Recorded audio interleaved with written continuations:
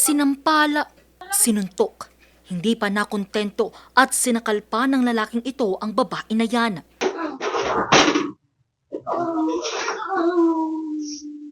Yan ang sinapit ng isang babae sa kamay ng kanyang ka-live-in partner na pulis na si Police Corporal Jerome de la Cruz na social media officer ng Malolos City Police Station.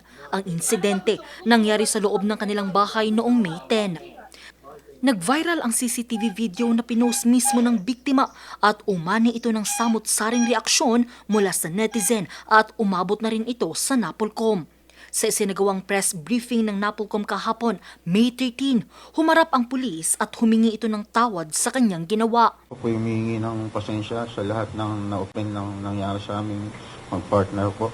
Lalo na po sa aming dalawa. Napag-usapan na po yun namin yan, pero mali po ang pangyayari na ito. Naging nakikinasira pa ng PNP.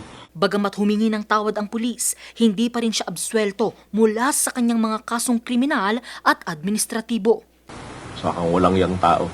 Wala pong epekto. Tuloy po ang kaso laban sa pangit na to.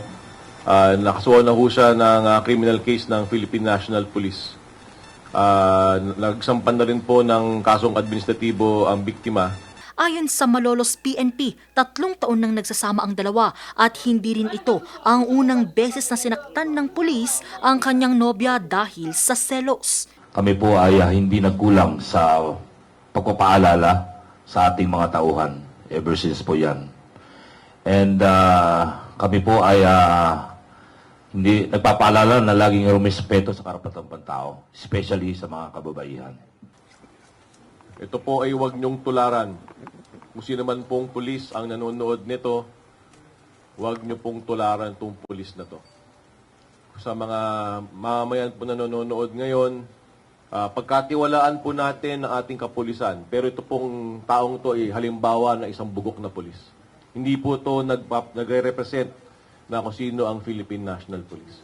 Ang ganitong abuso, mariing kinundina ng City Welfare and Development Office ng Baguio. Noong 2024, nakapagtala ang CSWDO ng 282 na kaso ng pang-aabuso sa mga kababaihan. 213 kaso naman ang naitala noong 2025. At nitong unang kwarter ng 2026, nakapagtala ang ahensya ng 66 na kaso. Kinakailangan ng isang babae has to go out from her shell. Yung makinig or kung may invitation sa barangay, tungkol sa advocacy on prevention of abuse, makilahok po tayo.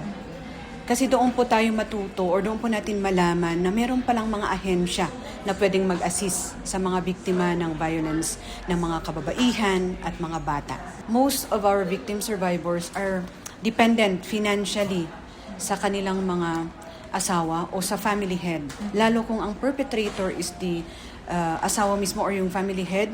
Kung yung bata, ipupustro niya yung kaso at makulong yung lalaki, natatakot si mother na saan na sila kukuha ng kanilang source of income, yung pangangailangan nila pang araw-araw.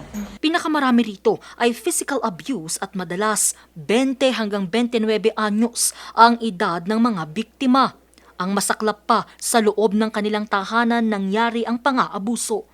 Ipinaalala naman ng mga otoridad sa publiko na huwag matakot magsumbong sa mga kinauukulan.